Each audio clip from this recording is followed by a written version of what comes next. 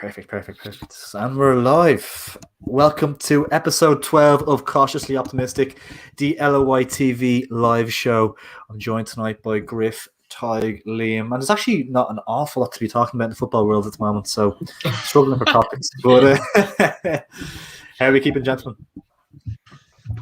Better days, Los. Better days. Better days, Los. My club's looking like they could make it into the Europa League, so I'm happy out. Delighted. As a Palace fan, yeah. We'll start off. How was everyone's weekend? Was it nice? Not too much going on until 11 o'clock last night. I was having a decent weekend, I thought. But yeah, tell me about it. There's some decent games as well. Obviously, we'll get into that at some stage. Yeah, for sure. At some stage, yeah. Plenty to talk about tonight. But yeah. Good evening.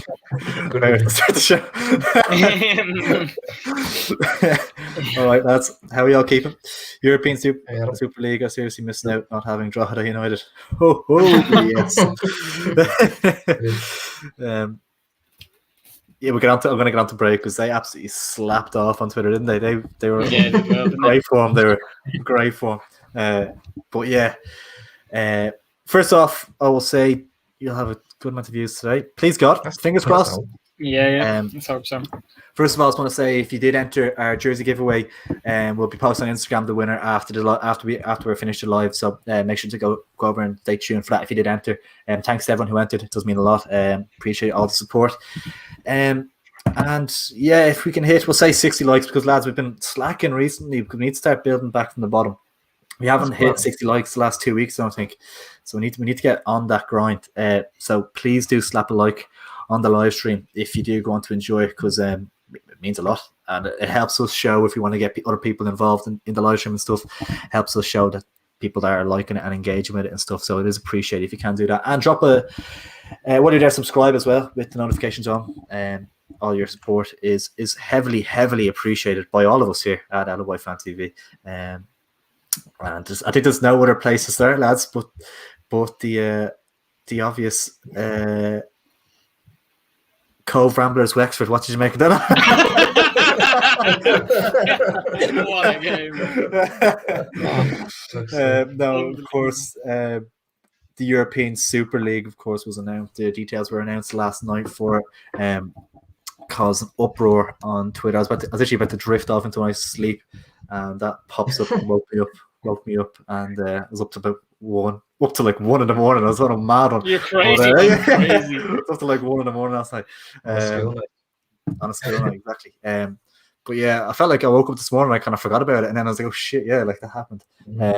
But yeah, I don't know who wants to kick us off, but give us your. I'm just upset that Dynamo Kiev didn't get invited, so your man Rodriguez is still going to play against us for Luxembourg. Like. Gerson Rodriguez. No, the main takeaway for me was big up Slavia Prague. Just a lot of respect for the club, turning it around. A club full of moral values. Griff, you take us through your thoughts then. My thoughts. You were delighted. Where did I begin? Well, I don't know. I'm an Arsenal fan, so was Liam. And honestly, man, I think yesterday and today, this is, I mean, not even sound melodramatic here, but it's honestly been like 2 of the most depressing days that I can remember in ages, man. It's just so sickening, like absolutely sickening. Like I've supported Arsenal literally as far back as I can remember. I was born in London, lived near there. Like, so my dad used to go to games when he was younger. So it was kind of automatic when I was growing up that I supported Arsenal. And it just feels like after 135 years of history, it's just going to get thrown down the drain. And for what? For money. For an American billionaire owner who wants to make more money, man. It makes me sick to the back teeth. Like, the fans have been forgotten for years. That's clear. They don't give a shit about us, really. Like, why would we don't? I'm not even going to get into the reason why we shouldn't be in it, because we shouldn't be in it because we're shit. Like that's one reason. Like we are not good. Like, we don't deserve it. You should be in the Champions League. The Champions League is a Champions League for a reason, because the champions are there. The best teams are there. It's Europe's elite competition. We are not elite. You look at AC Milan, not elite. Don't even get me started on Spurs. Why are Spurs there? Like it's an absolute disgrace, man. As much as anything, like. I just feel so sick. I feel betrayed. Like, if they go ahead with it, I won't be able to support Arsenal anymore. Like, it's depressing, man. It's seriously depressing. I was about to go to bed last night, watching a movie, and and then that pops up because I know we were talking about it during the day in the group chat and all. And like in my mind, I was still thinking like maybe this is just like they're putting it out for like trying to get like a bit more leverage with the UEFA or like that's what I thought it was FA as or well. whatever. Yeah. Do you know what I mean? And then I was just seeing it, and it was like Arsenal we're 12 founding members of the European Super League. Like, man, like. David Rocastle used to play for Arsenal. Like, there's a quote where he's like, "Remember who you were, what you were, and who you represent, man." He would be turning in his grave now, like if he's seen what Arsenal were turning into now. Like, it's just, oh man, it made like proper upset me. Like, do you know what I mean? And my younger brother was the same. Like it's just a serious fall from grace. Like, and it's the culmination of years of the fans or not the owners not giving a shit about the supporters, like, and just seeing us as a cash cow. Stan Kroenke is an evil man, like he's an evil man, like, and you can say the rest about the rest of those owners. They don't give a fuck about the club.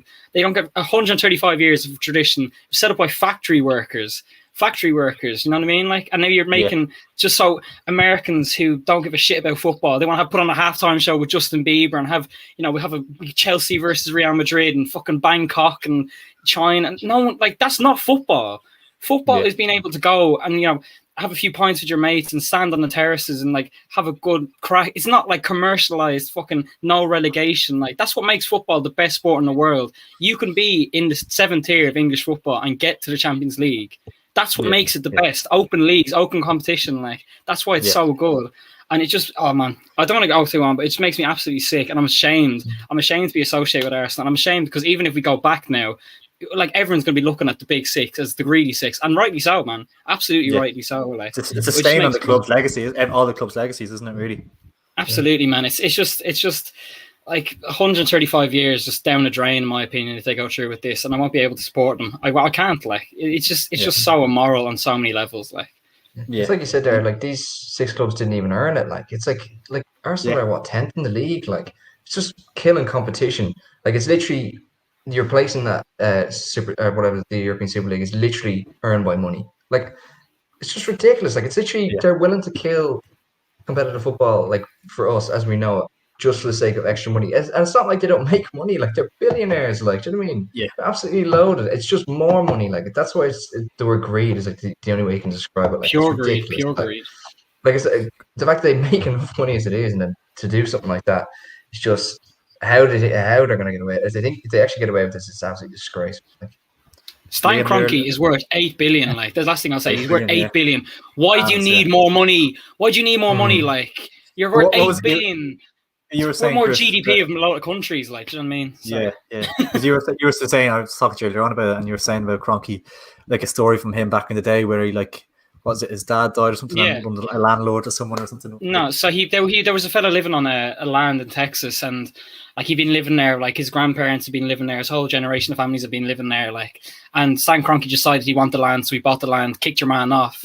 And just like, and a few months later, the guy committed suicide. Like, if that doesn't tell you the nature of this fella, that's all I need to say. Like, he's an evil man. Billionaires in general, why do you need that much fucking money? Like, it's just, it just makes me sick, man. You know, like, if football is it's the working man's game. It's everyone's game. Like, you can be from where we are, or you can be in the back arse of Brazil, like in the rainforest, and you'll still love playing football. Everyone loves football, and it's been ruined and grabbed and like power grabbed by people like about like 12 owners who want to come in and just destroy it for everyone else. Like, it's a joke, man. Absolute joke. Yeah.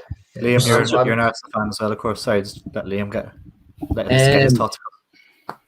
Where do I even start with this? Like, Stan Kroenke, pretty much all the owners involved are absolute cowboys, and Arsenal, most of the clubs there have no like reason. They absolutely do not deserve to be there in the first place, because AC Milan haven't won it since their Italian league in years. Arsenal 2004. Like, you could go on for ages.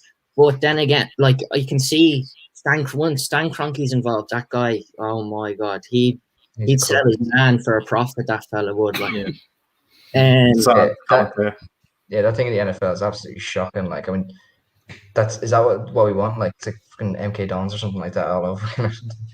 But then again, like, I was just saying, like, as I was saying to you earlier, like, the UEFA and stuff like that banning coming out today and saying like, oh, we're going to ban the players from playing in World Cups and Euros. That's exactly what the clubs want, because they're the ones at the end of the day paying the wages. They go off, play for like Gabon, come back injured, have to do quarantine or whatever. Like, you know what I mean? They're the ones paying them big bucks. So it actually benefits them. And another thing on UEFA and the Premier League, they're all at fault here, because they're all cowboys in my head. Because like, if you go back during the pandemic, they're trying to bleed and sell us Brighton v Burnley, €15 pay-per-view. And then UEFA absolutely jump on the fact that there's going to be a new Super League, but you don't hear from them about the whole racism thing. Absolutely. You know what I mean? So everyone's at fault here, and they're all trying to make as much money for themselves. And even Gary Neville, like, you know what I mean? I know he's speaking sense here, but he's on huge money himself.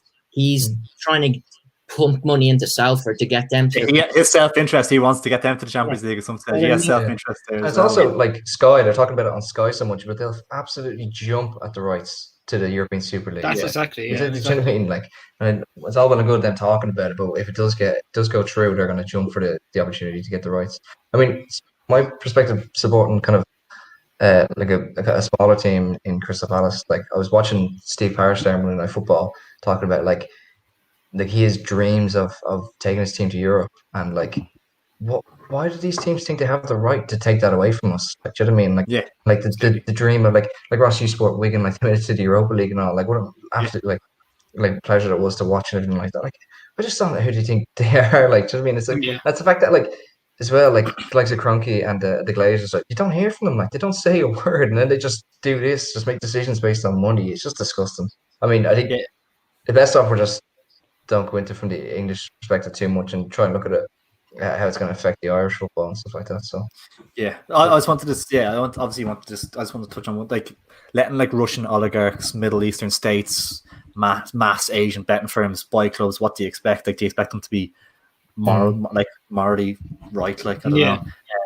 UEFA created a new Champions League format, so they have more games to sell to broadcasters. Like, they're all greedy. They're all as bad as each other. They're all as bad as each other. And just the last point I'll say is PSG. Everyone giving PSG a big clap on the back. Oh, well done. PSG only said no because they're owned by Qatar, and Qatar bought the World Cup off FIFA, so they're going to side with FIFA. Everyone said, "Well done, PSG." Like, they all have their own interest. Like, it's just greed, pure greed, man. That's all. It's like the German clubs making a stand. Russia. It's like the German clubs making a stand. Like, there's no doubt about it. They're using that to leverage their positions in UEFA as well, like the chairmans and stuff like that, and get higher positions. Like, just to jump in there. Obviously, like with the new format of the supposed Super League, there's no incentive at all. Say you're losing games, then you're not gonna win. You're not gonna, like, you know what I mean. You're just then playing exhibition matches. Like, it's just such a money grabbing. Robbers, absolutely.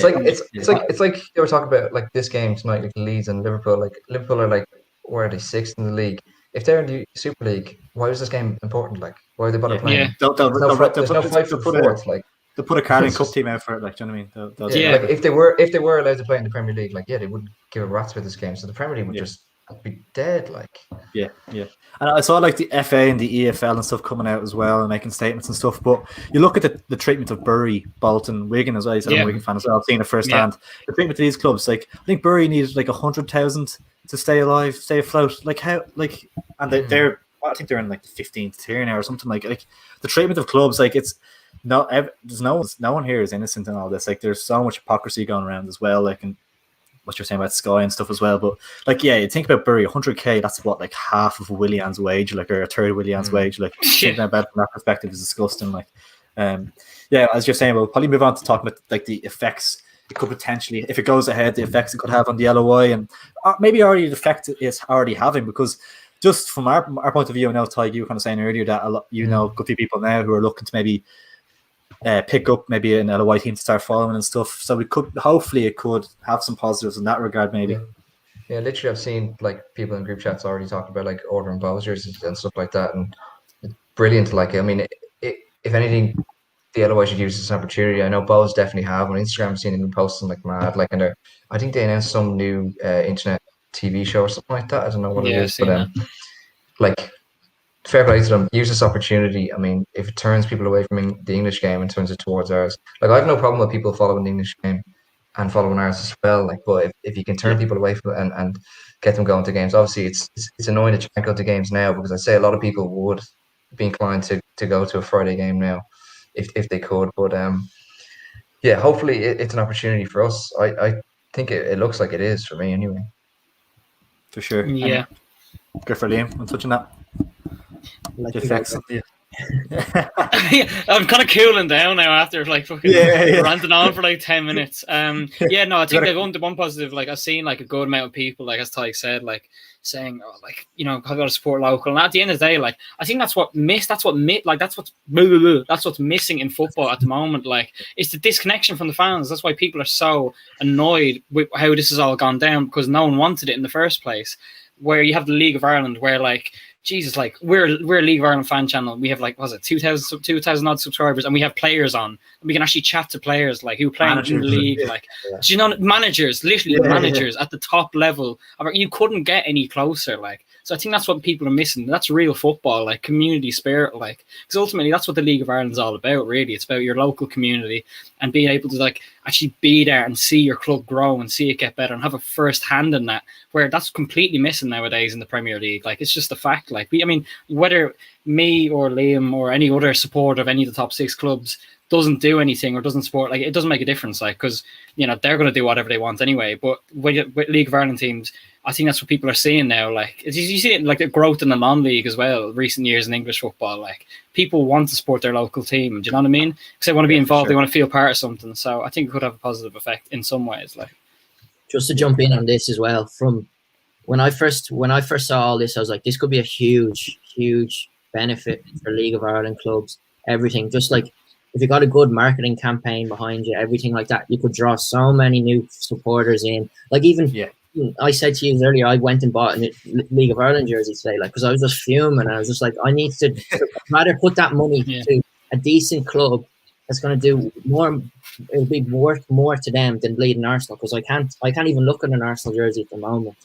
Yeah, you feel like the money you pay, like you contribute towards the club is like actually like properly help, like it's properly going towards like a wage or something. Like you feel like your money is so much more like you use the better or whatever. You're not fucking lying in Cronky's pockets, like. Yeah, exactly. Yeah. To touch on Bray Wanderers is a funny one. They tweeted out, I think a good few teams copied them after, but they tweeted out, "We wish to confirm that we will not be taking part in any European Super League." 140,000 likes on Twitter, and then they tweeted out after that, "We've won the same amount of Premier League titles as Spurs." Hashtag European Super League, and they got 65,000 likes on that. And then they applied to it this morning, being like, "We were only joking, Spurs." Hashtag Mourinho. But, we will get on to the impact of Jose Mourinho's sacking later on. We're going to do, when we're talking about maybe we do like a segment each week on Irish players. So maybe the effects it could have for a Troy Parrott and a Matt Doherty, maybe. So we'll get on to that later on. But yeah, I think we'll probably finish up on the Super League there. 20 minutes or so. I think everyone's probably said what they wanted to say on it, and yeah, it's just one. I mean, talk about the national team. I mean, at least it doesn't affect us. Like, the only player we're going to miss is Matt Doherty. Like, yeah, I mean, it's exactly. sometimes, but like, doesn't even really. Yeah, he did start recently, but like you could probably get away with not starting. Really, he'd live. Like, he'd live exactly. But yeah, we'll move on to the big news. It was actually, because I was lining this up as like the big headline for tonight's show, and now it doesn't seem as big for some reason, but it's still huge, of course. Obviously, the Dundalk news over the weekend. Filippo Giovignoli, Shane Keegan have both departed the club. Giuseppe Rossi is still there, actually. Jim McGill, Jim McGilton, and someone else are going to take charge of the next game. So random, like mad old buzz, but I think it's the only place to start in terms of LOI talk. Obviously, Dundalk did draw 1-1 with St. Pat's. Shane Keegan resigned the night beforehand, and they tried to convince him to actually stay on.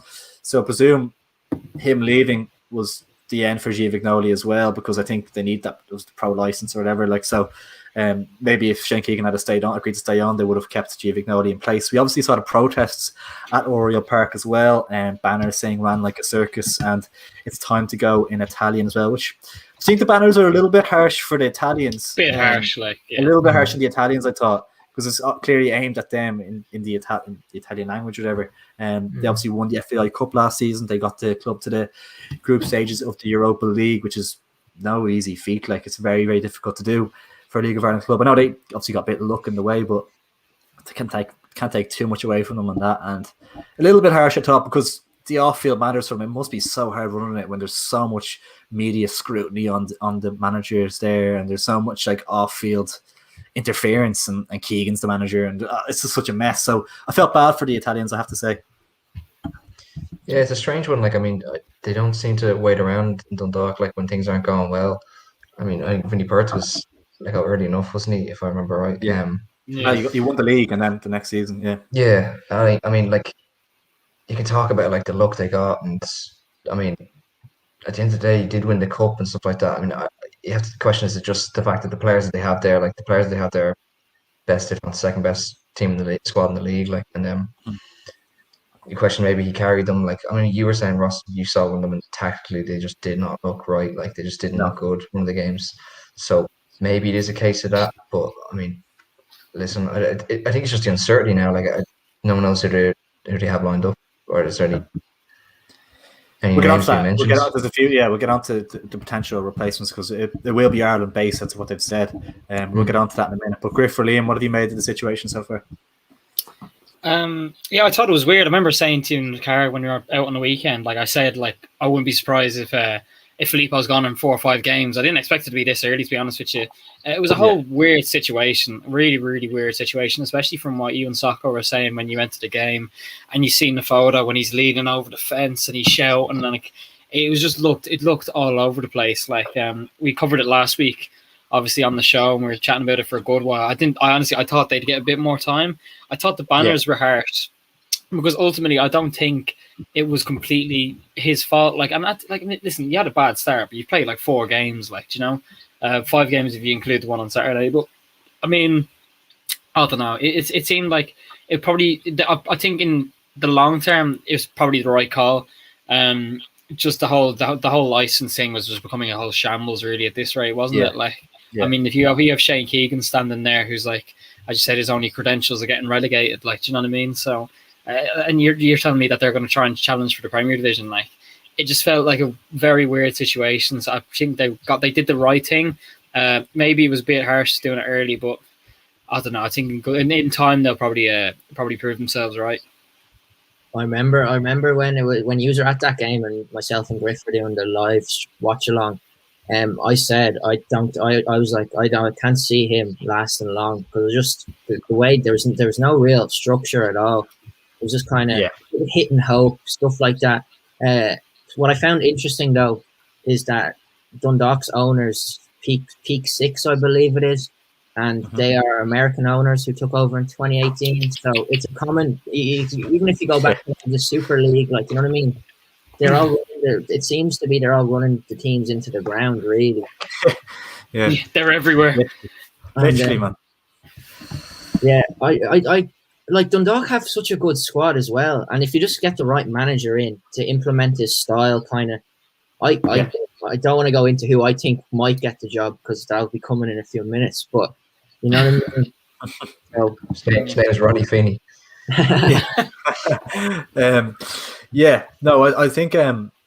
I think even you saw that they confirmed the signing of your man Wilfred Cahibo. I think he was with New England Revolution last season, and he's been with Valencia before. Like, he's surely going to come in and be like one of the best in the league, you'd imagine, with those credentials. Like, it's not like like Pat Hoban's there, Duffy Jr. has been a top goal scorer like 2 years ago. Ryan O'Kane looks a really good young player. David McMillan scored a hat-trick in the cup final not so long ago. Like, they've such a good squad. Like, Chris Shields, of course, and even Natastat looks okay. I think he's suspended the last game or two, but he looks like a really good signing. Like, it's not like, maybe the goalkeeper situation is their weakness. Gary Rogers is always going to be a tough one to replace, but your man at Bibbies looks terrible. But on the whole, like, it's not. I don't think it's. I think they will probably recover from this. I think Dundalk will recover from this, but it is interesting to see what's going to happen long term for them, and we'll get on to the replacements now. Obviously, as I said, they're going to be Irish based. The replacement will be. There was rumours that Jared Little, former Sligo Rovers manager, was in the running. I think he has connections with Peak Six or Jim McGilton, someone there. But Vinnie Perth was on off the ball yesterday or the day before, I think, and he said, if they rang me, I'd certainly discuss it with them. That's a direct quote from Vinnie Perth, which I thought was interesting. I feel like him and John, he would obviously come back with John Gill, who we were discussing last week, and they both have a real deep feeling for the club and deep connection with the club, and they both love the club. So you can see why. But after being thrown out, it's weird that it's strange that they'd be willing to go back in. I don't know. He did go on to say that he did have unfinished business there as well, which it would kind of hint that he would take the job. You know what I mean? And I feel like he was treated so badly, and he did such a from perspective. He did a good job, especially taking over pretty much from Kenny. You know what I mean? Yeah, a lot of expectation there. I think that's the problem. It seems to be a problem. Dundalk, it just demands success, and they can't really wait for it. Like, do you know what I mean? If it's not coming, obviously, like we did well at the start, and then things start going badly, and they didn't wait around. Like, do you know what I mean? They changed it. Just on the signings you mentioned there, like, do you think, like, some of them were coming from mad countries, like, and players we never heard of? Do you think that was? You mentioned the American owners. Do you think those are Giovanni signings, or do you think they were? It happens in the UK all the time. Do you know what I mean? Like, you see especially with the American owners, you don't really know who's running the club and who's making the signings. So it's a question of, like, is the manager going to come in? Is he going to be able to sign his own players, or is it going to be up to him? Or I don't know. It's a good point, yeah. Because your man Jim McGilton is the director of football. I think that's his role, and his influence could be huge there. Like, it's really tricky. Like, because it seemed like they were Giovanni signings because they were kind of. It was his first transfer window, and it seemed like they were kind of different to what they'd been doing before. So it seemed like they were his, but on reflection, maybe they weren't. Maybe they were just adopting a different transfer policy and scouting countries like the Faroe Islands and Latvia and stuff. Like, they were kind of strange signings, but even man, they played against, wasn't it, the fella Mitz-Gogan? They played against him in the Europa League. But against Bowes, I didn't think he didn't do an awful lot. But he really, I don't think he did much. No, he was very quiet when he came on. Did he actually? He may have started. Jesus, but he was pretty quiet. Like, I don't know. I feel like that could have been a mixture with the owners and the manager, because they had pretty poor season last season in the league, like domestically they did. So I think that maybe they probably thought they need to change something up. So that wouldn't surprise me if it was coming from up above, like, Yeah. Yeah, it's got a comment here from someone saying, spot on, guys said it there, clubs ran into the ground by greedy overseas owners. That suggests to me no football club should be in private hands, should be owned by, and he goes on to say, local community and the fan base. And I just saw another comment here saying, the German I think you have to give credit to German clubs, 51% fans own, 51% for a reason. And I think that is, I think clubs definitely need to look at that model moving forward. I think especially with this, what we've learned from this Super League, I think is that the fans need to have a proper say and have the ability to be able to make decisions nearly for a club, because the fans are what make it, and I think it's so important that they have a say, because I feel like they've completely no say in the Super League. So Dundalk fans aren't happy with it. So someone's saying time for fan ownership, and we've seen that with Bowes as well recently. And they're flying with it. So we'll get on to the actual results of the weekend. So obviously Dundalk did draw 1-1 with St. Pat's. Does anyone get? I'm just hearing something. I don't know if anyone's mic or something. I can hear that as well. I'm not sure. I hear that. Not hearing nothing. David Healy linked with the Dundalk job. Be interesting. But Dundalk did draw 1-1 at St. Pat's. Pats took the lead in that one. Sam Bone with the goal after 56 minutes, and then Junior equalised late on with 5 minutes to go. For Dundalk, I think it was about this kind of it was always going to be a tough game for them. St. Pat's are flying, so getting that point isn't too bad of a result, I don't think. Yeah, it's not a disaster result. Like, if they had lost another game at home, like, you'd be really, really, really worried. But I mean, they had the players there to win these games, and that's the problem. And I guess that's why the manager change was needed. Like, Pat's obviously in great form, and I mean, if they had looked at this, if someone had given them this position before the season started, they would have bit their hand off, I think getting a point. I think getting a point at Oriel Park, regardless, is always a good point. I know St. Pat's will obviously be disappointed they didn't get all three, but you know what I mean. They're flying. They haven't lost a game yet, so there's still a lot of confidence St. Pat's can actually take moving forward. You know what I mean? Definitely. This is funny. Griffey, we'd like to hear this. Everyone went for the draw on this one, bar you. So no, the week just gets better and better. Like Jesus Christ, man. Start as we mean to go on. Tyg, you were leading the way. You know that, don't you? Before this weekend, you were leading the way. I didn't know that. Yeah, I might. You were before this week. So, but yeah, so everyone got a point there by Griff. So yeah, sounds about right. Like moving on to the Waterford Bows game. Bows were absolutely gifted a goal, I thought, and they didn't deserve it whatsoever in this one. No, only joking. But Bows snuck the win against Waterford. Everyone actually went for the away win in this one, so everyone got a point on the board. I think it was a Tyreek Wilson free kick, came back out and Cornwell knocked it in, wasn't it? So did you see the goal? So scrappy. Such a scrappy goal. They deserved to win though. Waterford were pretty poor. I thought. Like I didn't think they created too much. Tyreek Wilson, very good player. Like he looks good. It was the first time I'd seen him in like a while, and he was really good. He's probably the best player at the pitch, I thought. So yeah, and it was a good result. Like you'd expect Bows to win that all the same. I think Waterford obviously been pretty poor this season so far. I think what's it, like 1 win and 4 losses now, isn't it? You would expect us to win. But yeah, they played it was I mean standard really. Like we were the better team, created a lot of chances, so probably deserved. Just asking you, Griff, because I know you're the one here that was on the league prediction video with me. Do you reflect on that, and would you have Waterford in a different position now upon reflection of the first 2 games of the season? Because I think you had them as a 7. Yeah, I mean probably like they'll be down the bottom 2 battle. Like yeah, I don't know. It's tough. I think Derry will be down there, and I didn't think Derry would be down there.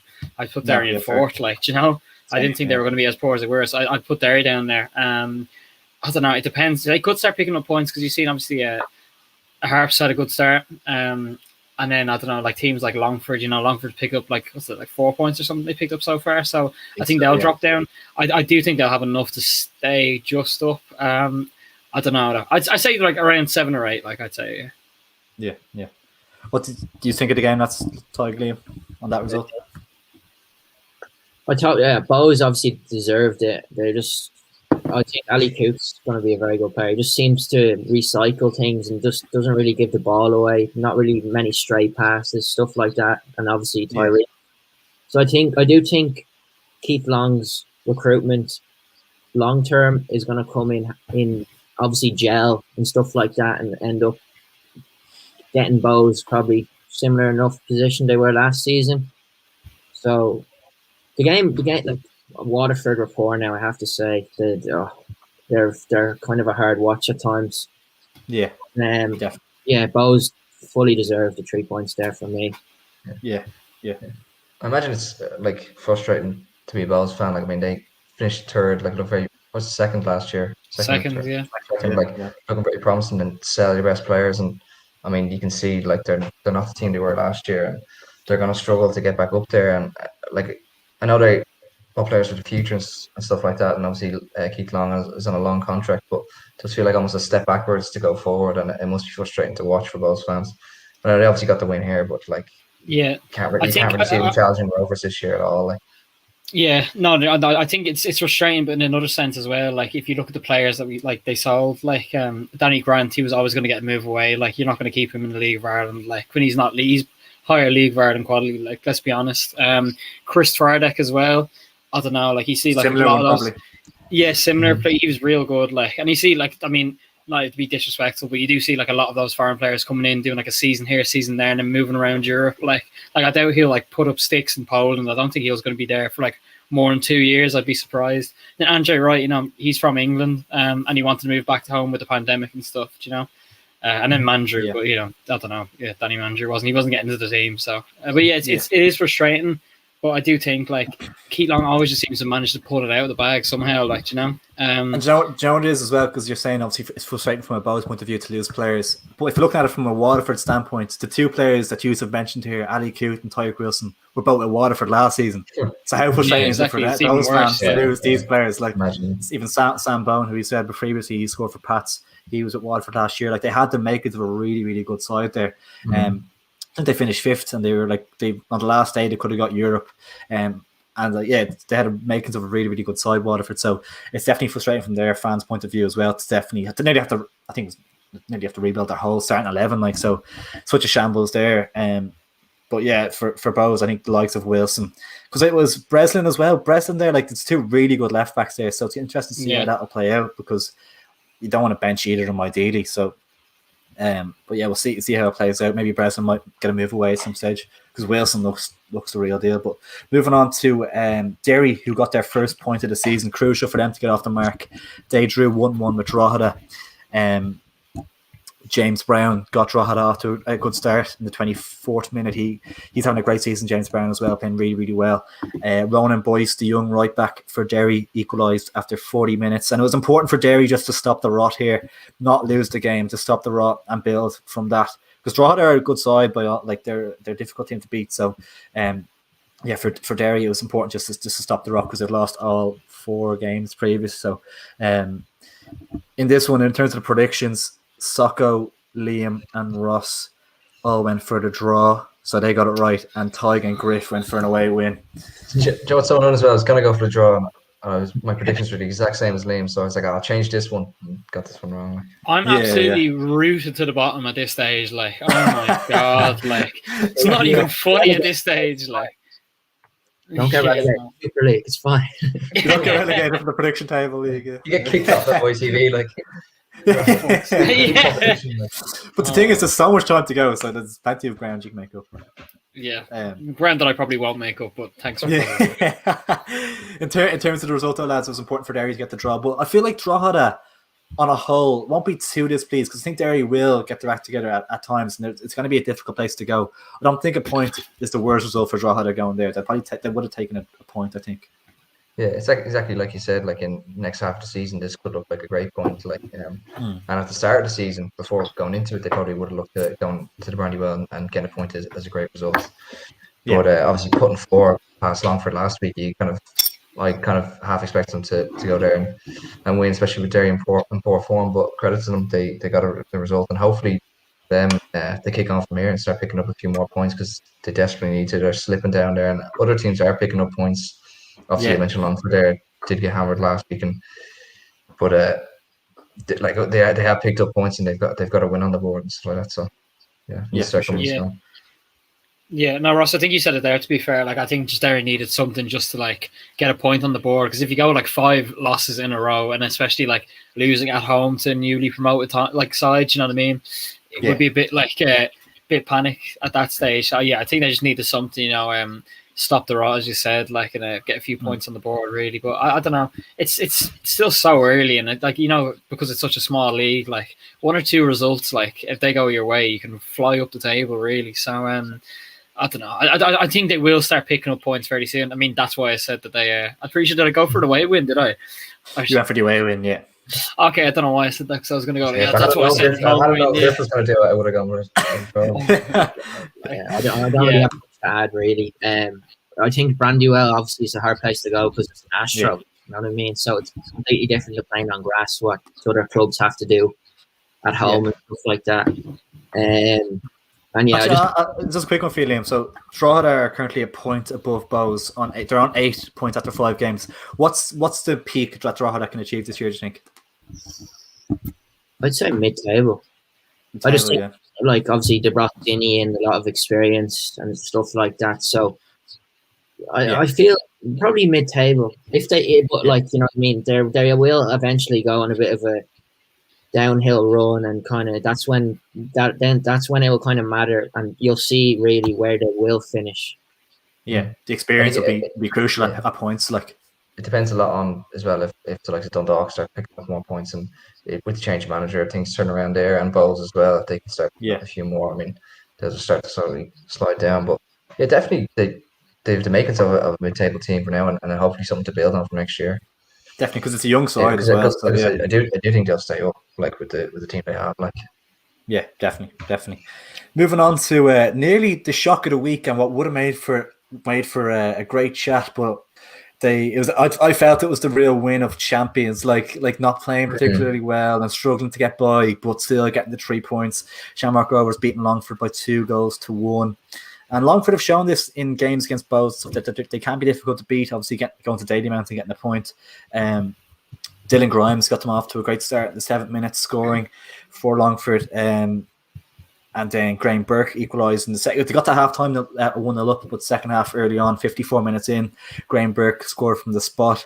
And a 93rd minute winner from Griff's doppelganger, Sean Gannon. Sean Gannon.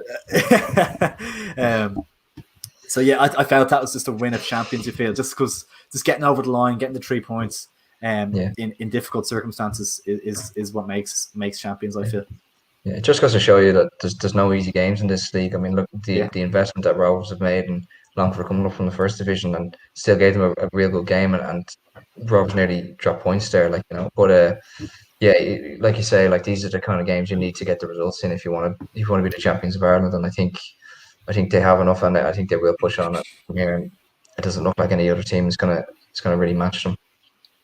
Yeah, I agree. Yeah, not much to add really. I think you just both said it really. Like, I think that's going to be like the 2 points towards the end of the season. That if it comes real tight, like, it's going to make a difference. Now it's those kind of games that's how titles are won, really. Like, just literally just like split seconds, like, winning games. So yeah, I think they probably, as you said, like, they didn't play particularly well, but just to grind out 3 points on the board, like, can't really complain, can they? So yeah, I think Rovers they've been the best team in the league so far this season in terms of quality. I think Pats as well have been very good, and Sligo obviously up near the upper end of the table. I think every time I watch Rovers play, you can see like they're on a different quality like level than everyone else. I think they will win the league, like, just based on what I've seen. So yeah, definitely. Yeah, I don't really have much to add there. You've all kind of hit the nail on the head there. I do think Rovers, obviously it's a long season. They just have a bit of a stronger squad, whole squad really, definitely, and they can kind of rotate and stuff like that. So that in the long run, that's going to be of such benefit. And then obviously the mentality and then the experience then to go and get the 93rd minute winner is what has made it champions really. So exactly. I kind of want Longford to do well because I interviewed the manager, but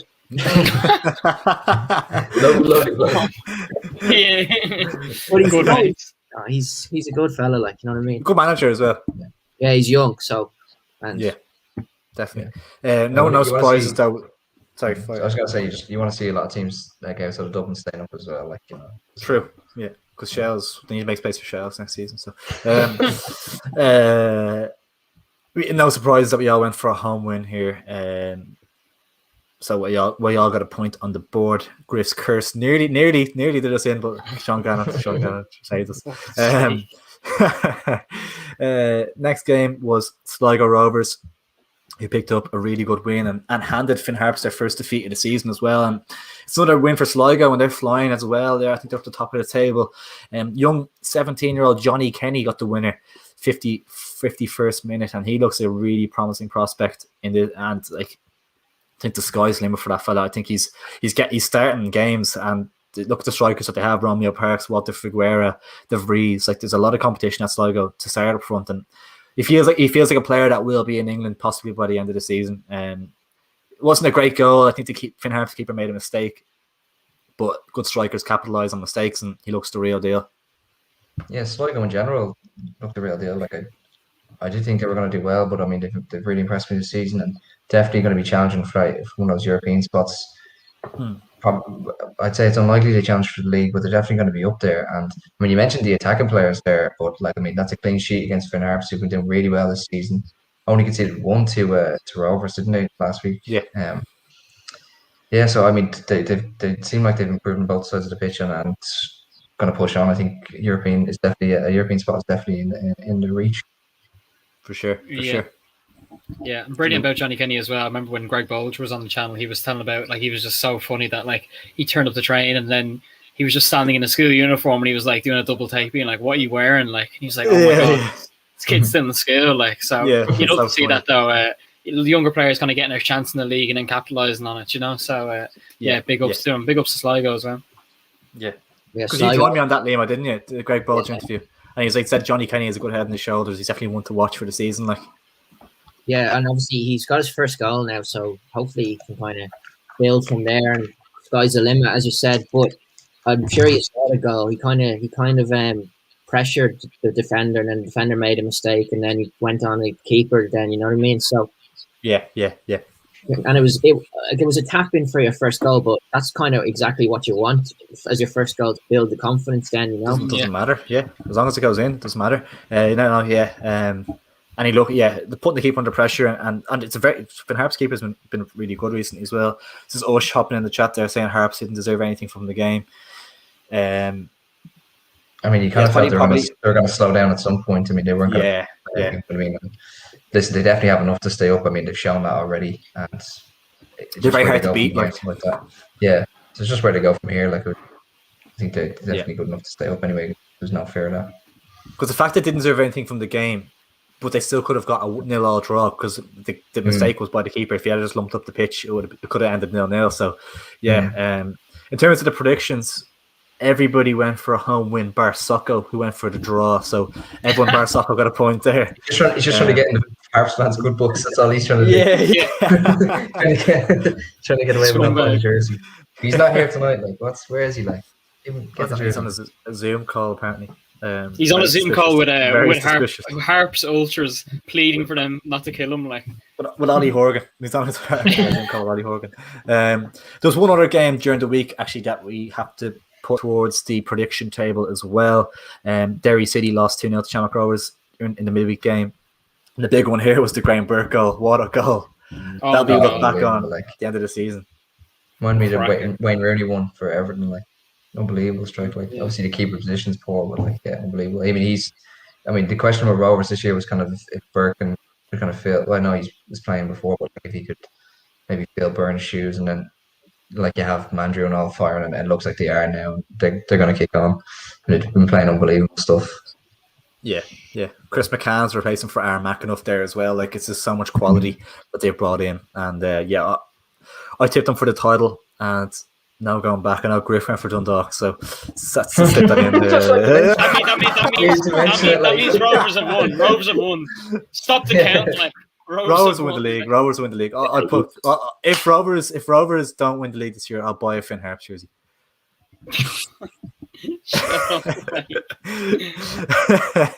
But in terms of how the prediction table stands, it's tight at the top. After a flawless week, I'm in first. By alphabetical order, I'm in first. Tiggs joined top of me on 15 points. In third place is Socko with 14 points. Liam also had a flawless week, right back in the mix on 13 points. And Griff, he's down the bottom, but picked up 4 points from a possible 6. So that's a good week from your standards, in fairness. 4 from a possible 6. It's going to be so funny at the They were end so easy to predict, though. Like, I mean, they were easy enough. Like, you had the worst week out of everyone, actually. At the end of the season, you're going to try and make up ground, just calling it outrageous predictions. Like, that's the thing, man. Longford beat Rovers away from home and stuff. Like, just because trying to make up ground. It's a good chance to make up ground this week because there's 10 fixtures you have to predict. So is there? It could be a good. There's 10 fixtures to predict here. Games on tomorrow and these games on the weekend. So we won't have. In case you're asked, just in case you're wondering, we won't have time to cover the first division tonight, but we're going to do it in a separate video.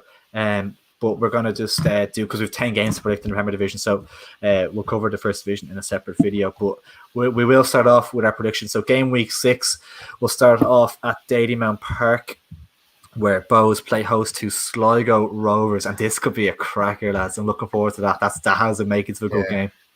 It's a huge week for Bows, like with the game at the weekend as well. I mean, it's such a tough one to call, like the way so difficult. Whenever it's a game like this, I have a tendency to just sit on the fence and go with a draw. And I think that's what I'm going to do. Just keep my cards in my pocket, you know. I'm not afraid. I don't know what that means. Like, keep my cards in my pocket. Keep my cards in my pocket. Trying to think of something to play with. Yeah. Go with a draw. Yeah. I'm gonna go for a draw as well. Yeah, I'm gonna try and stay kind of neutral on this. Oh no, hang on. Put your money on both. Yeah, It's locked in. I'm gonna go for a draw as well. I think both should pick up something from it. I don't know. I'm kind of iffy on it, but I'll say a draw. Just kind of stay neutral. It's working for you, Ty. yeah. I tend to go for away win now. Like, I really want to. Like, I might just match Tig, so it can't be any worse. So I will be going for a Sligo win. Sligo. Yeah. Oh, big call from if I was going to take one of them, I'd go for Sligo. My kit will win it. Yeah, Just- fair. Just Sligo are flying. Yeah. Soccer went for the home win here. I'm going to agree with the draw. I think. So that's going to be a good game. That's really difficult. It's actually, I think all the games are quite difficult to predict because the next one is Derry Dundalk, two sides that are terrible, so far this season.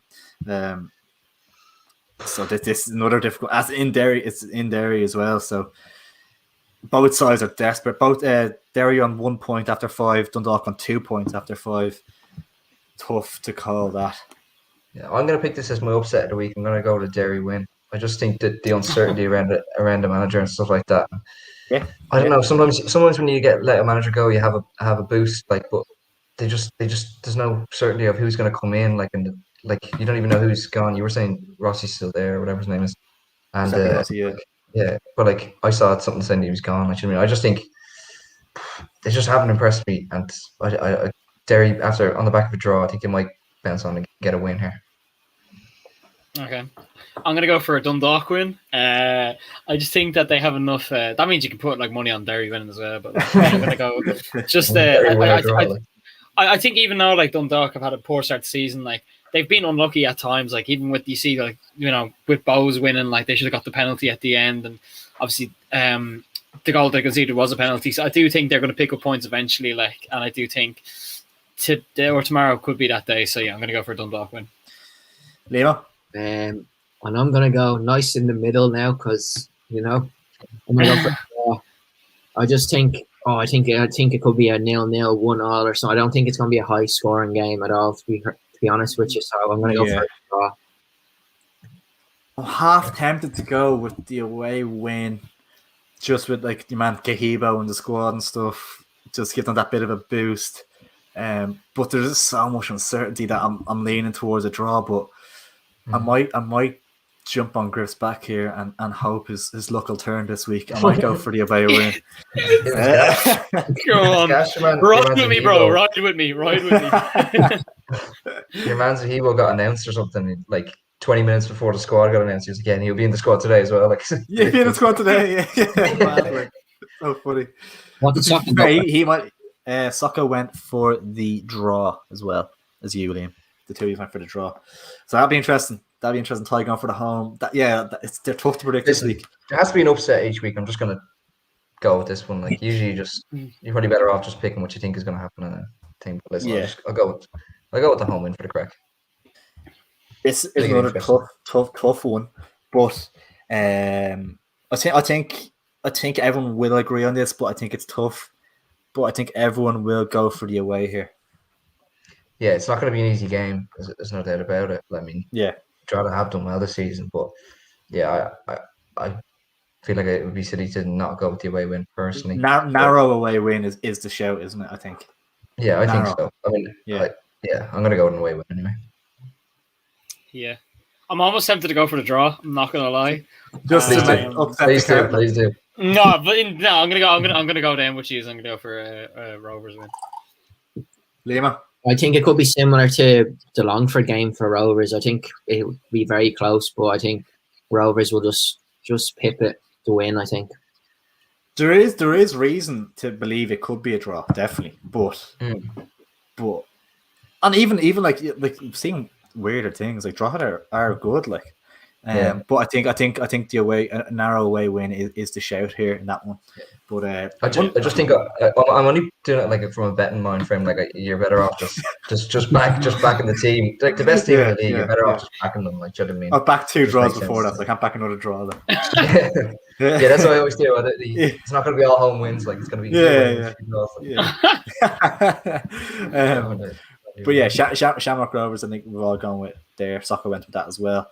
The next game is a tough one to predict because Finn Harps obviously suffered their first loss of the season. So it'll be interesting to see how they react to that. Longford as well, coming in off I think it's 3 losses in a row now after a decent start. Looking at the league table position, I'll just pull it up now. So Finn Harps are 4th with 10 points from 5 games, and Longford are 7th with 4 points from 5 games. But this is one of those games that Longford would pinpoint and say we can get points on the board here, in terms of their survival hopes. But it's really hard to know. I'm gonna wait to see what you say. To be honest, I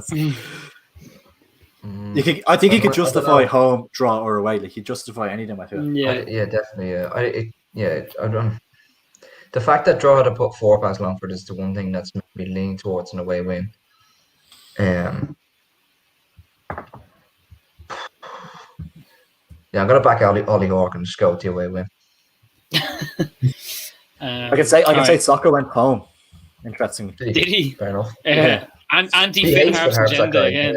He said they were going to come bottom of the league, like. Yeah, it's not a griff. Did I say? I didn't say. No, I said Longford were going to come bottom. No, he's got sorry. around. You said Finn Harps 9th, didn't you? Yeah, I said Finn Harps 9th. I'm gonna go for a draw. Yeah, let's play it safe. Go for a draw. Would you take that? Just quickly on that. Would you take that back now? Given the for Longford being last. For Finn Harps being second last. It's too early. I think. I don't know. I think they've had a good start to the season, but like I don't know. It's still time to drop off. Maybe I don't know though. I mean, they've been better than I expected them to be so far. So I think they'll finish ahead of guaranteed to finish ahead of Longford and Waterford. I think Finn Harps will finish ahead of both of them. Guaranteed. Yeah. Okay. Yeah. I think I can probably say that they'll finish above Longford. Don't say it. I'm not too sure. Those will kill you. Like don't say they're gonna stay up. It's the last thing you can do. Sniper Dawson. Oh yeah. In that case, I'll go for Finn Harps win. Yeah. In that case. Okay. Such a hard one to call. I think. Yeah. It really could go either way. We're down the middle as well. Like. Yeah. Literally, you could justify any of them. Like this game could have a home winner, a draw, or an away winner. Like, but you also whoever scores more goals is going to win. I think because I felt like the last game week was a lot more straightforward. Like the lowest we got was 4, whereas I see this one, the lowest could be like a 1 or a 2. Like, yeah. Bush is telling me to play it safe, so Longford win. Am I locking that answer in? No, I'll go for Finn Harps win. Flip flopping. It is I think just because the 3 views have gone with the away win, that I'm going to go for a draw. I think just because of that. I was gonna say an away win, but just because of that. Griff said away win as well. Griff said away as well. Yeah. Didn't you? Yeah. Oh. Change. So I'm gonna go down the middle. The Griff curse, hopefully. We'll come into that one. Good man yourself. Sure. Lovely stuff. But before we go on to, I think it's game week 7 next. But if you are enjoying the stream, guys, please do drop a like on it. If you can hit 60 likes, it is greatly, greatly appreciated. Because we want to try and get like kind of sponsors or something involved in the show. We need to show that you guys are engaging with the content and that you're loving it and stuff. And we're actually loving that. Like it's a real good routine for us to have on the Monday night. We love chatting to you a lot, and it's really enjoyable for us. And we'd love to kind of elevate the show a few levels. And if you can subscribe as well, we're on the road to, I'm not saying 3K anymore. I'm going to say 5K because that's what we want by the end of the year. 5K. So if you can't subscribe, if you're new around here, it is greatly appreciated if you can do that. Bush saying 30 likes a month. That's pretty good. That's actually very good for halfway there. Yeah, halfway there. There's people like the Super League chat, like the Super League chat. Yeah. Just want Super League rant. Yeah. What does someone say about Griff? Did I pull this up already? I can't remember. Where are we? Get that wanker off my television. Who let that gobshite get on the television? Where is this? Oh, if I don't find it now, I'll just leave it.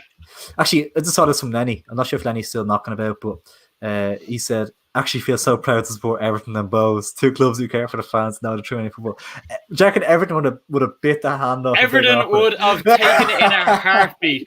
Have absolutely no delusions about that. What do you reckon, lads? Right? What do you reckon, lads? As Bows fans, right? If Bows were offered to join the Super League, right, and get 350 mil for joining it, that's ridiculous. It's a ridiculous thing to say, though. Like, obviously, what's so ridiculous is these people are billionaires that are doing it and they don't need it. Like, do you know what I mean? And it's not going to go back into the club for Imagine offering Daniel Lambert 350 mil. I wouldn't know what to do. Like, that fella be laughing his head off, like. Be loving it. Yeah, so Lenny, that doesn't stand to reason, I don't think. Especially Everton, the main one. I think Everton. Bill Kent, right? Isn't it? I think he'd bite your hand off. I think he'd bite your hand off. To be honest, sure, they have Arsenal's old stakeholder, the Russian fella, who's trying to buy Stan Kroenke out for ages, and his money's so dirty as well. Like. Yeah. Here we go. It was actually Ush who said it. Who said, "Great stuff, Griff. Pure passion and 100% facts. Pure passion." Like. I woke up angry, man. Depressed. It's the feeling of football fans right now. Like Griff just playing it. Like, you know what I mean? Everyone's just like, "Oh, Griff nailed it. Griff nailed this." Like, people come for Griff, man. Yeah. Liam's the same. Liam's the same as well, though. Like. But who said that to me? Who said that to me? People come to watch Griff. Luke, I think it was Luke. The fans, man. Yeah, Luke, probably Luke. Yeah, Luke. I'm a bit of a cult hero, man. What can I say? Like, Killian I didn't actually see this. Killian chimed in. Woke up so depressed. I actually absolutely despise the whole idea of the Super League. It's disgusting. The glorious history of Man United, who I've supported my whole life, being burned. Completely agree with Griff.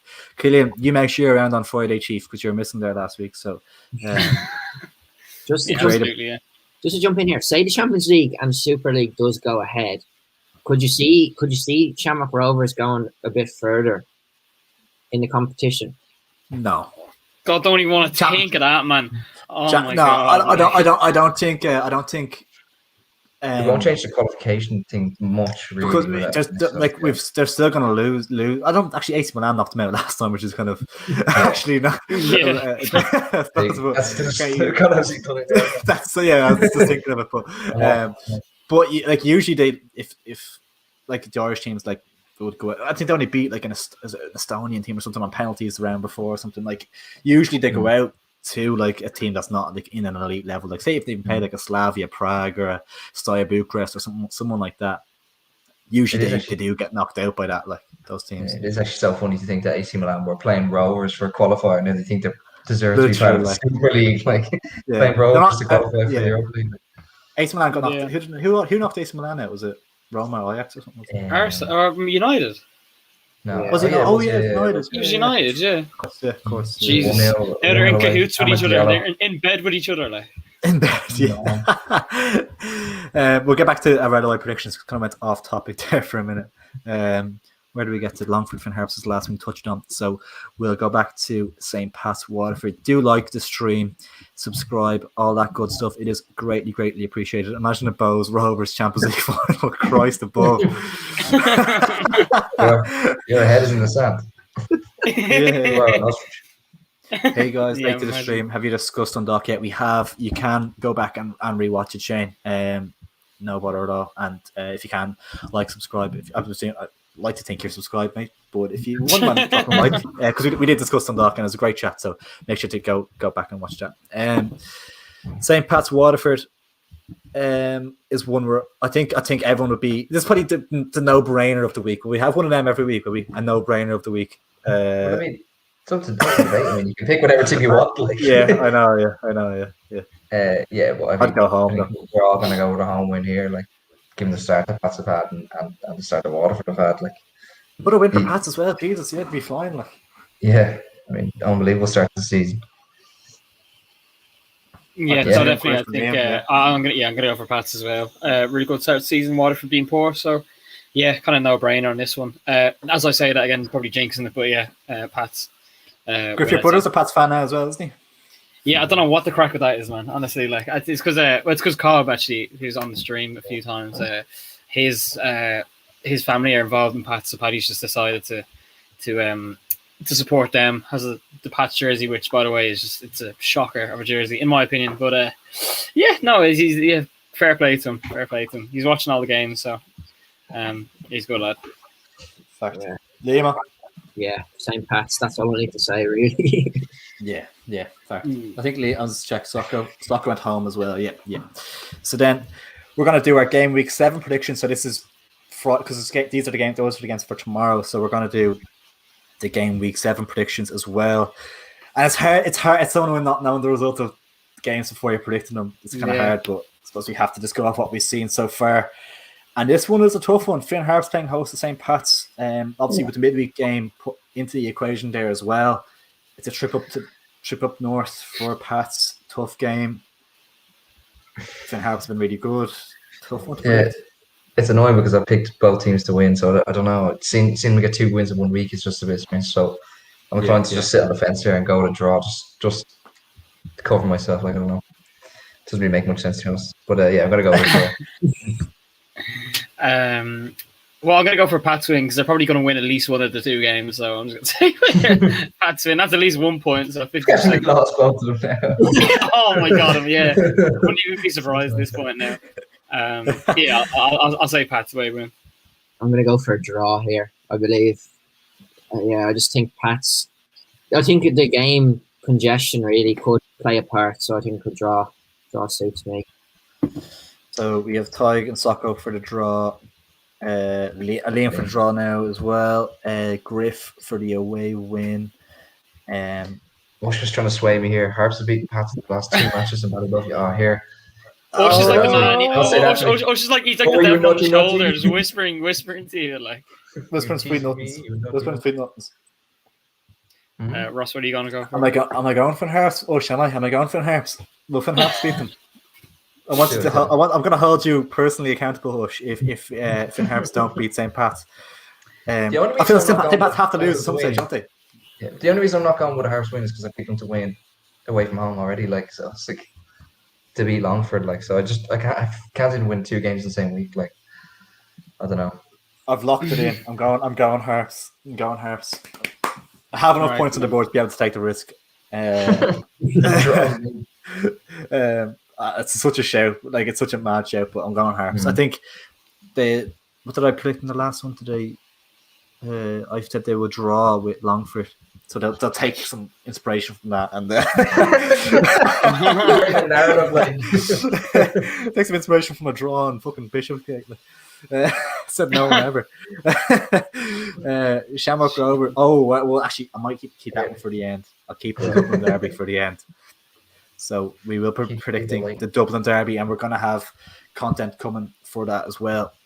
We're going to jump into the game first with Dundalk against Drogheda.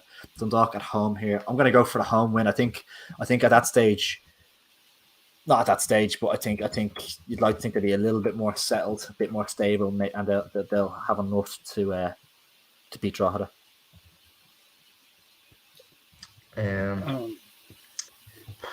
Yeah, given the fact that I said they wouldn't beat Derry, I think I'll just go with a Dundalk win. First win of the season, I'll go with a Dundalk win here. Oh my god! If I pick Dundalk here, then it's gonna be 6 points. Like, it's not gonna be an easy one. Like, I just think that the quality of the players, like, I just can't see them keep dropping points. Like, I mean, like Hogan's been scoring a few goals. Do you know what I mean? It's not like he's been kept too quiet. Yeah, I'm gonna go with Dundalk. I'll just say Soccer went with a draw. Yeah, to be honest, man, I'd be tempted as well. Just the fact that I said them to beat Derry as well at home was kind of screwing me over here. Like, are they going to get 6 points? Doing what you said with the last one, just pick 2 wins and just one of them to hopefully win. Like, Yeah. Oh my god. Wait. Oh. There's a lot of points at stake here. Like 10 games to predict. Like, there's a lot of points. Man, at stake. I have a bit of a gap. This could be a huge week for me as well. Like I could Yeah, absolutely. this could either go horribly wrong for me, and I'll be absolutely rooted to the bottom, like with like fucking Sheffield United here, or like I'll be like amongst it. So okay, I'm gonna go for Dundalk. Yeah, go on.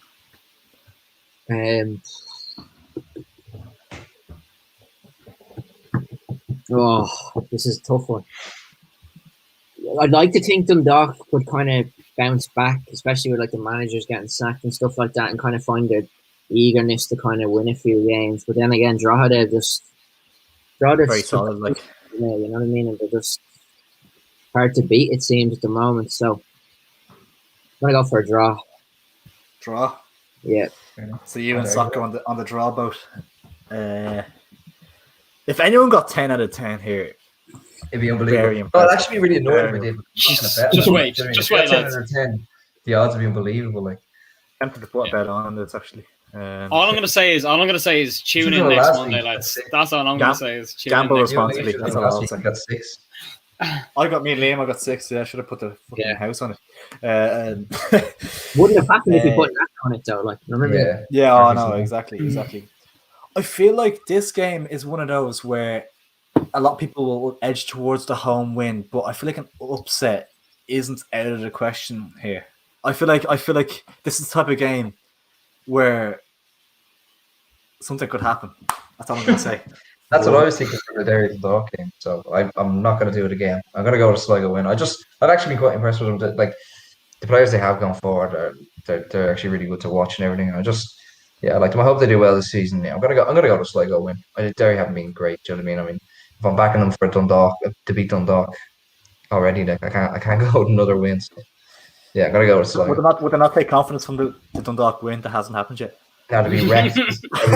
they'll be wrecked from that game. Like, against Dundalk, it's not an easy fixture. Do you know what I mean? Then you have to travel to Sligo. Sligo, yeah. Tough. It's a long journey, you know.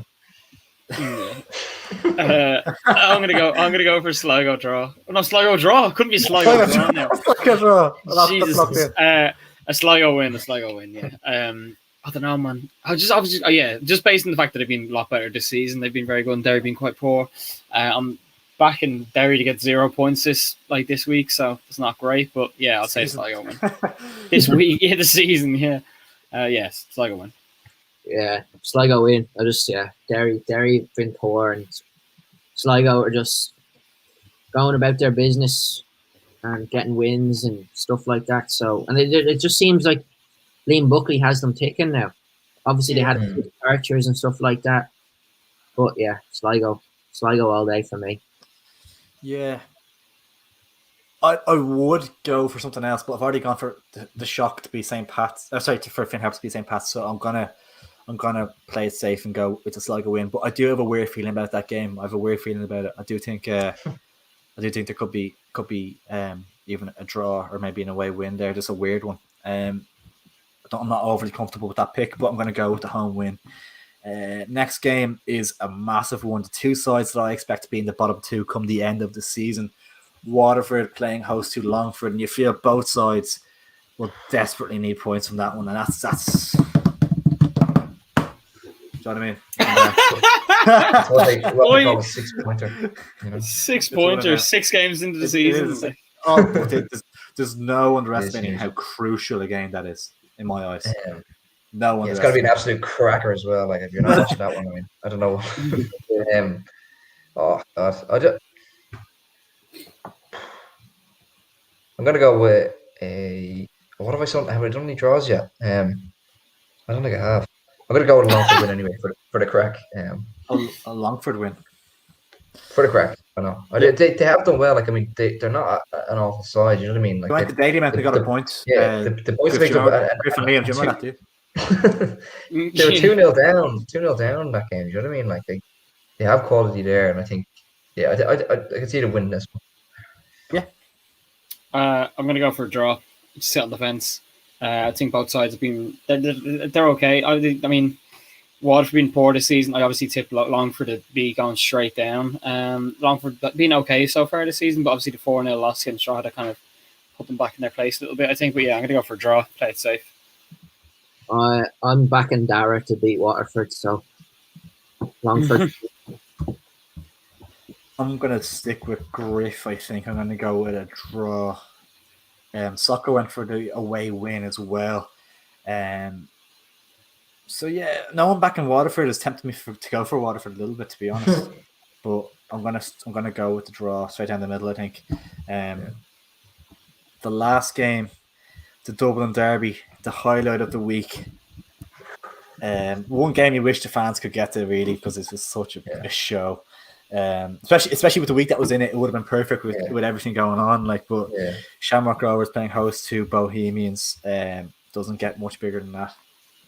Yeah, like you said, with the ESL stuff going on, unbelievable timing for this game. I don't know, anyone watching now, if you have people that are kind of on the fence with the League of Ireland, now's the time to tell them just watch this game. It's always a cracker, and it's going to be feisty, and it's going to be a great game. I think personally, my prediction, I'm going to go the Rovers win. I think they have more quality in this side.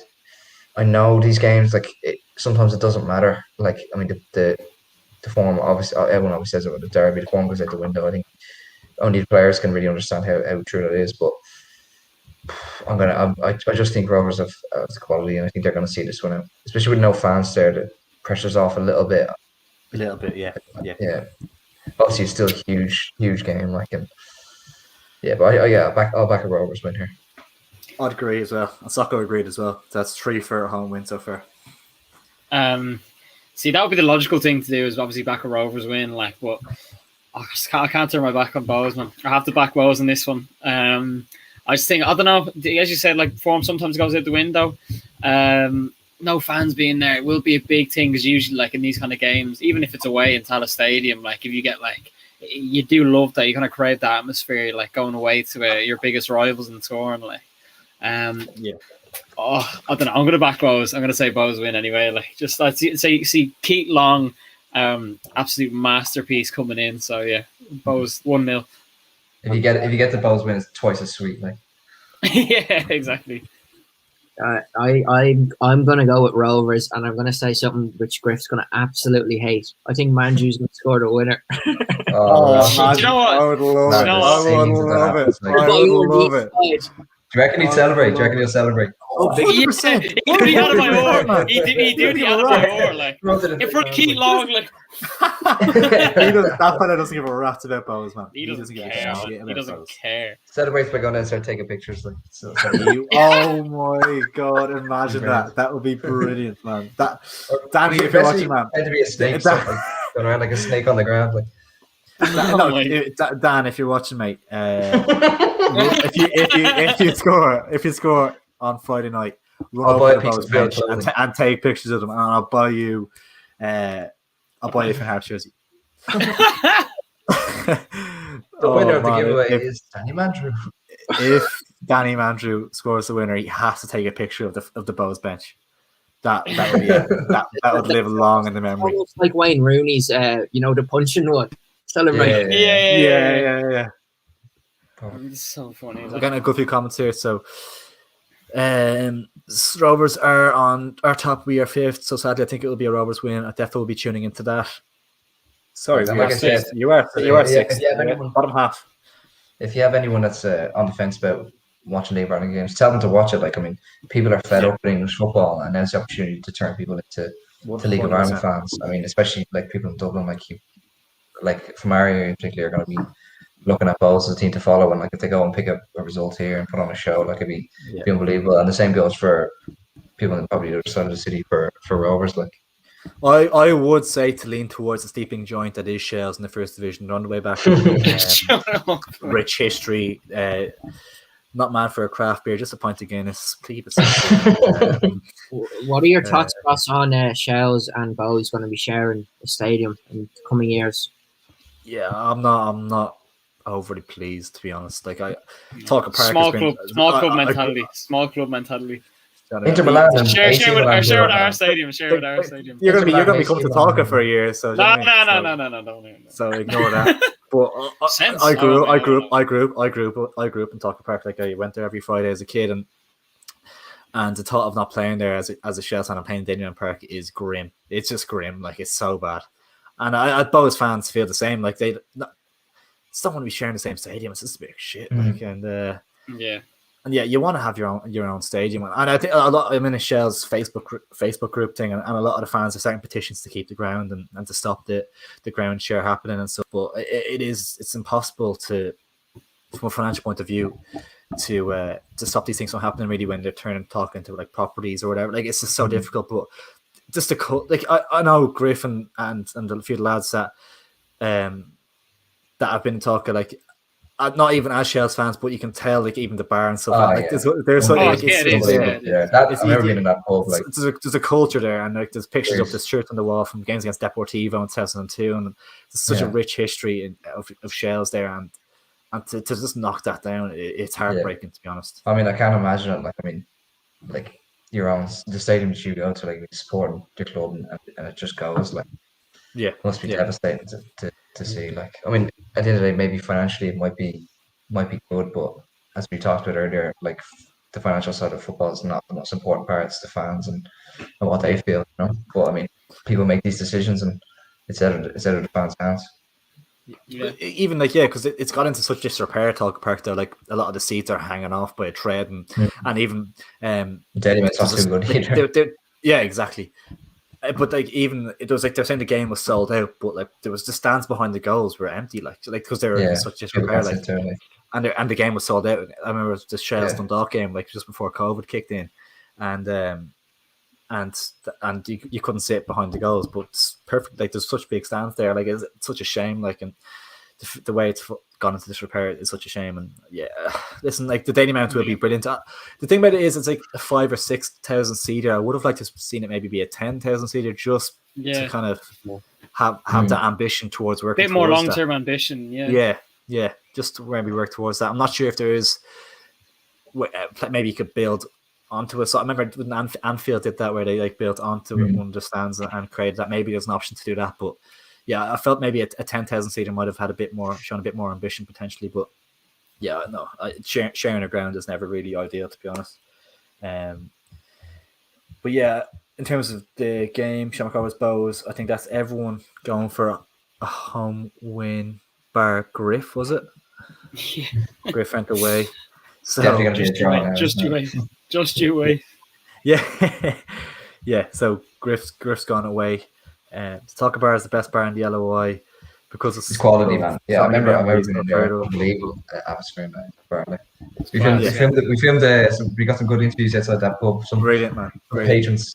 I mean, go on. Yeah. Few iconic quotes from that pub, like that. It's the best place to go for the interviews, is because people are drinking. Like, you get the best reactions. Yeah, absolutely. Yeah. Stand outside the bar and people are like, I'll do an interview. You know what? Like, They're coming up to us. They're coming to us asking for an interview. Like, do you know what I mean? There's a good few comments coming in. I don't exactly hate Mandrew though. I'm trying to read these before I put them on the screen just in case. Like, Bose would know all about that Griff forever in our shadows. I'd be all right, like spot on. Actually, like spot on. Maybe 20 years ago. Shelburne are a bigger club than Bose. That's just the facts. In all seriousness, though, lads, I need to ask: does anyone think that the ESL will help LOI improve in the country? I can't see it happening. I would love it, but I can't see it happening at all. We did actually touch on it. I don't know where the fuck Ty's gone. What the fuck? We did actually touch on that at the start of the stream. Kind of the effects it might have for the LOI. If you want to, when this is finished, you can go back and rewatch it or something. But appreciate you tuning in. But at the start, we touched on the effects it might potentially have on the LOI and stuff. So, it was an interesting chat, and we kind of touched on all the different aspects of it. But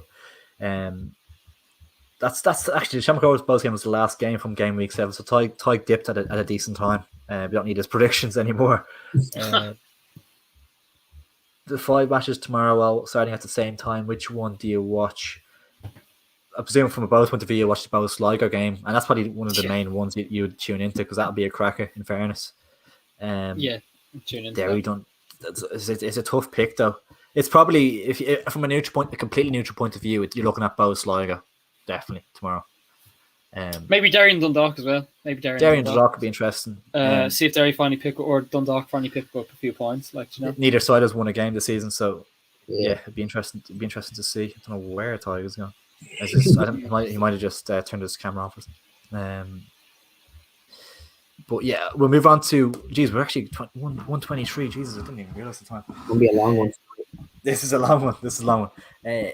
Before we jump into our last segment of the show, do you mind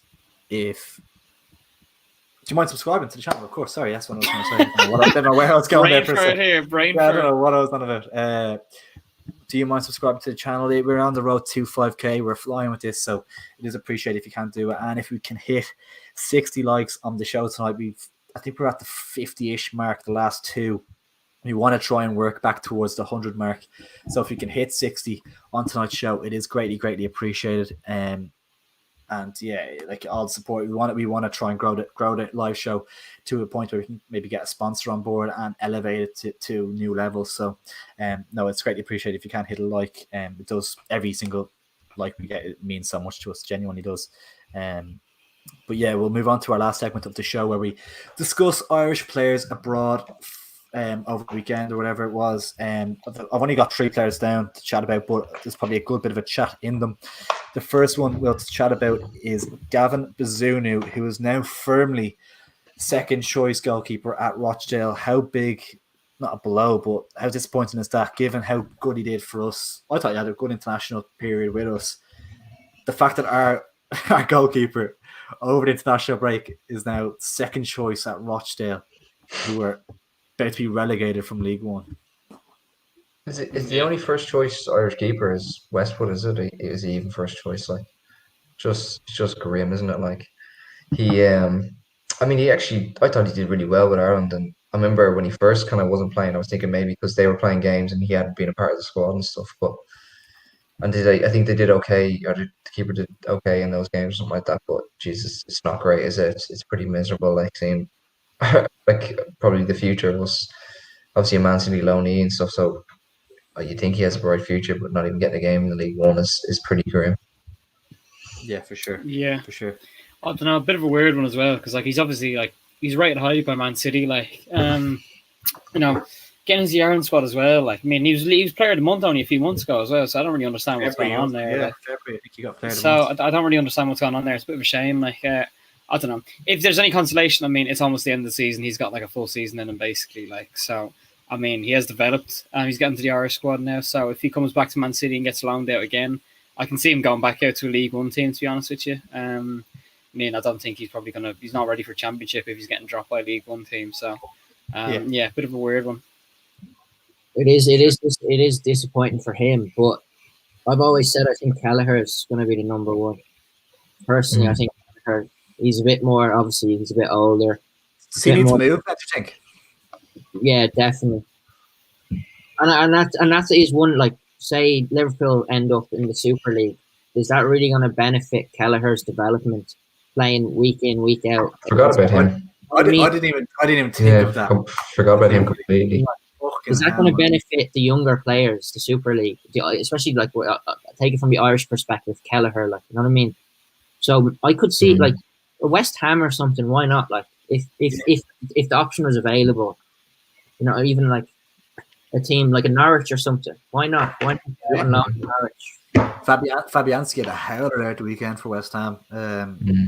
So maybe someone like there, but they also have Randolph as well. There's definitely an option. It's definitely an option around. I know Palace have got Gaeta there, but he's getting a bit old now. I think he signed a contract because he was talking to him going back to Spain, but even there might be an option. Like, I mean, I could definitely see us getting relegated Championship in a couple of years, so it could be a good move for me. Even a team competing at the top of the Championship mightn't be a bad move at this stage. You don't feel he is young. It's better. There's nothing worse than not playing football, especially for a keeper. Like, you can't replicate that like in training, can you? Like in a match situation, like your focus and everything for 90 minutes. Like, yeah, for sure. I think he's second choice because he's not gonna be there next season. That's why I think he's dropped off, not because of performances. And I think a big one is they've gone with the more experienced choice. I think the second choice goalkeeper was more experienced than him. I think he might have had one or two mistakes in one or two games as well. And the points are just so precious, and they've won their last couple. Rochdale are actually in decent form. They're trying to get the relegation spots, and the keeper has been doing okay. So it's hard. There's so much Yeah. pressure on, and you're probably going to opt for the more experienced choice, really, because there's so much at stake. This was a player I didn't actually include in it, but Ademipo Odubeko scored 2 goals for the West Ham under 23s today. Didn't he drop out of the under 21 squad though? And there's like questions about whether he's going to go to like a different country or something. I think he might. I'm not sure. I'm not 100% sure. Yeah, there was. And they were saying they were saying it was because I don't know, there was he wanted to stay at his club for a while and train next. He's come back from injury, but there was like a lot of people on Twitter saying it was just down to he's not sure whether to pick Ireland, Nigeria, or England potentially. So I don't know. It wouldn't make much sense because it's only under 21, Judy. Like it's like it's also if you're committed, you can still change after under 21s. But yeah, I don't know. Weird one. John Sheridan left Swindon Town over the weekend. That's 3 different clubs in 9 months from. I saw that actually he's bounced from there. They're in the bottom of the league. They're completely relegated now, I think. Yeah. Connor Marston's there, isn't he? Actually. Yeah, and Mark Travers was there, but he obviously got recalled. He got recalled after 8 games. But John Sheridan's a terrible manager. He's just Swindon. We have to do Wigan really briefly at the start of the campaign. It was terrible, and obviously with Waterford beforehand. So it'll be interesting. Maybe he might come back to the LOI now. Who knows? But I'm new to it this year, so I'm thinking a statistics page for a quick rundown on individual players. I think he was asking like where is the best information to get about Irish players, something like that in England. Kenny's kids probably on Twitter is probably the best place to go actually for that. Yeah, he's really detailed. Just want to touch on this as I'm actually in the middle of working on a video for touching on Troy Parrott. I'm trying to get in touch with a Millwall fan page and an Ipswich fan page just to try and work on a video about Troy Parrott at the moment. But I think it's the second time in a row he's been left out of the match day squad. He's not even made the subs bench. That it's concerning. It is concerning. Yeah. I mean, he is so young, but I mean, this was supposed to be the move that like he really had to work out from. Do you know what I mean? Going to the Championship didn't work out fair enough. Maybe he's not at that level yet. Going to League One then and not getting in the squad, it's just not a good sign. And then with all these questions with the Super League, like he's with Spurs, Mourinho leaving and everything, we don't know where he's going to end up. Like, because new manager comes in, he's not even at the club. Do you know what I mean? Like he's in a League One club. He's going to think, well, what's the point of me keeping this player? It depends what kind of manager Spurs bring in, I suppose, and letting that happens. Like Mourinho's the kind of manager like he only cares about who he's doing right now. You have the likes of like Pochettino, like cares about the future of the club. You feel, but Mourinho cares about how he's going to do in the next 2-3 years, and that's it. Like, so I don't know. His future's definitely in question at Spurs. Yeah, pretty worrying. Like you'd expect him. Like even when he went out to Millwall, we were like, "Oh, good move." Expected him to kick off there. He didn't move down to Ipswich. You're like at the time, you're like, "Good move." Hopefully, get a few goals, get his confidence back. He got 1 goal, I think, and now he's not even getting in the squad. Like it's pretty worrying. Like, as well, I'm pretty sure if I remember. I'm not sure. Like, is it down to on the field? Like he's not performing? Is it down to maybe off the field? Maybe there's 1 or 2 issues. Because to be fair, like growing up, like he always seemed like he was professional enough. He was rated very highly by Spurs. Like, he looked like a real prospect. So hopefully, I mean, listen, he's still so young. Like, I mean, you got to give him time. Like, hopefully, he get his head in check, and you don't want to see like his confidence absolutely destroyed now coming back from 1 bad season of loan spells. Like he's still so young. So I think if you have a manager, especially he comes in the Spurs, he's more accommodating to young players because Jose is like, I mean, the guy is so like brutal. Like we get to 1 chance, and it's like if you're not up to it, that's it. Like you're done. Like. And Jose, the football he played was so negative at best of times. Like, do you think potentially for Parrott it is a positive that I know he's probably a long way away from a Premier League player right now, but it's actually bad to say that because he's in the Ireland squad. He's a long way away from being a Premier League player. Yeah. But do you think the Jose get like the sacking there is possibly a good sign for him? Like ignoring the Super League for a second, like is that a good sign? I guess it all depends on who they bring in. Do you know what I mean? Like, because if they bring in another kind of Jose style manager, it's not going to make a difference, is it? Like they're not going to care about like the future of Troy Parrott and stuff like that. Like it's their job to get the results now. So I mean, I'd say they'll look to get someone like Nagelsmann in or something like that. Like, I don't know what his policy is on buying players. Like, it seems like he calls the shots, like the way they're running Leipzig and stuff like that. Like those, like he gets the best out of players that like he looked like the likes of Werner. Like he came to the Premier League and he doesn't look like a great footballer at all. But when Spurs were playing Leipzig, like they were terrified of him. Like I think he scored twice. Like so Yeah. I don't know. Depends. I do think it depends on what kind of manager they bring in. Hopefully, it's someone that is there for the long term for Spurs and there for him and trying to improve the young players and stuff like that. Yeah. Just on Troy Parrott, obviously, like he is such a prospect, and the stats that he supposedly has with Belvedere and through the Irish ranks are quite frankly unbelievable. But it's hard. Like I'm taking a bit of a. He's a young kid gone out on loan during a pandemic, like you know what I mean, and he mightn't. You know what I mean? It might be tough for him. He might be. You know what I mean? But one thing he does need, he needs to start concentrating on his football and get off that TikTok. My God. Yeah, I assure you, his confidence hasn't taken a bashing looking at his TikTok. Yeah. Yeah, like you mentioned there, like I mean, I don't know who was talking about it. They were talking about COVID and everything. Like they do the training, then they can't socialize after. Like you know, it's just straight back to the room and stuff like that. And Yeah. Footballers do live a slightly pampered lifestyle, but I mean that can't be easy trying to gel into a new team and stuff like that. You know what I mean? Definitely, yeah, it's tough. Yeah, definitely tough. The final player to touch on is Matt Doherty. Touch on the whole Jose Mourinho thing. Is it a positive for him that Mourinho is, from an Ireland point of view, that Mourinho is gone? Just in terms of maybe him getting back to his best. Obviously, with Wolves, he was so good. Is he going to be maybe a new manager might come in and fancy the likes of a Matt Doherty coming in? But yeah. It's tough because like we've watched him play in the back four and he does not look like a good defender. But I mean, I mentioned Nagelsmann there, like system, whatever. Nagelsmann, I'm pretty sure plays like a 5-back or 3-5-2 or something like that. And like he has the likes of Angelino, I think you might have used to play for City. I'm not sure if he's on loan or something like that. He's like he didn't look great for City. Like he looks okay, but he's performing well for them. Do you know what I mean? I think they're second in the Bundesliga, so I think maybe he could get more out of him, and it might just be the change that Doherty needs. Like I saw Pogba doing that interview and saying how Mourinho just cast players to the side, and like you could definitely see signs of that in the way he treated Doherty. Like I heard one of the times he came off or something like that, and the look he was giving him, like they looked like they hated each other. Do you know what I mean? So I think with the way he's been playing, it can't be a negative thing. Like it has to be at least somewhat positive, depending on who they bring in. Yeah. What would you have thoughts? I agree. It's a system as well. The system that Mourinho's playing again didn't really suit Doherty. Like as we know, the guy can't defend. He just can't defend really. Like I mean, not to be harsh on him, but he's not a good one-on-one defender. And Jose, when you're sitting back, like trying to protect a 1-0 lead for the whole time, you know, you have players running at Matt Doherty. Like he's not gonna work in that system. Like so, I think if he comes into a better manager, like under Nuno at Wolves, he was so good because the system they played back five, you know, lots of kind of quick passes, like they were a quick playing team, lots of wing play, that kind of way. Like he's a good crosser of the ball. He's quick.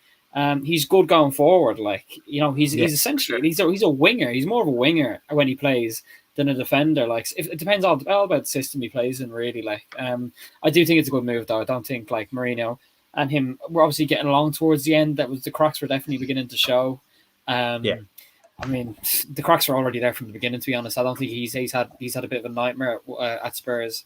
To be fair to him, so I don't know. We'll see anyway. Yeah. Sure. I definitely think a new manager might be of benefit to Matt Doherty, but then like, I'm coming from an Arsenal's point of view. Like you're looking at Aubameyang, guy signed a new huge deal. Could that kind of motivation kind of be gone for Matt Doherty, given he moved to a big club like and trebled his wages, stuff like that? Like you know what I mean? Could he lost the hunger to kind of play to the standard he was at when he was incredible, really, at Wolves? Like it's but I do hope he finds his form again for the benefit of the national side, really. For sure. It could be a case of him just being like a 1 or 2 season wonder as well, potentially as well. Like, I mean, at the same time, he's been with Wolves for a long time, and like he was kept for a while as well, and Nuno seemed to really like him and never really seemed to want to replace him, and you can't blame him for taking the move to Spurs. Although, like people mentioned just there, like it's just a strange sign, and like they didn't. That's not the system they played. Like, do you know what I mean? They don't play with a 5-back, so and you could see that he was more attack minded, like, you know. Yeah, exactly.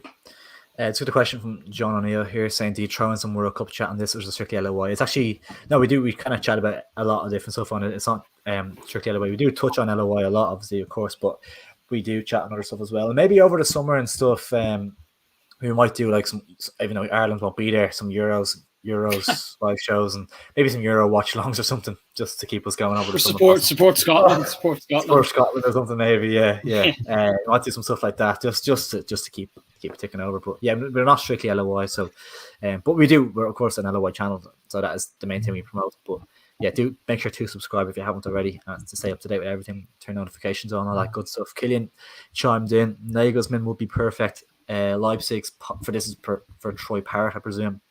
Leipzig's policy is heavily shaped by giving young players a chance, but he'll probably go to Bayern now because Hansi Flick is leaving, unless Jurgen Klopp goes to Bayern or something like that, maybe. But yeah, it's Nagelsmann went to Bayern, seems like a good fit.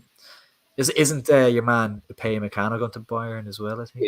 Yeah, he is. So that might be Nagelsmann seems like a good fit at Bayern, to be honest. It's hard to judge a manager at Leipzig, though. Paul Mitchell, their head of football recruitment, is unbelievable at picking up talent.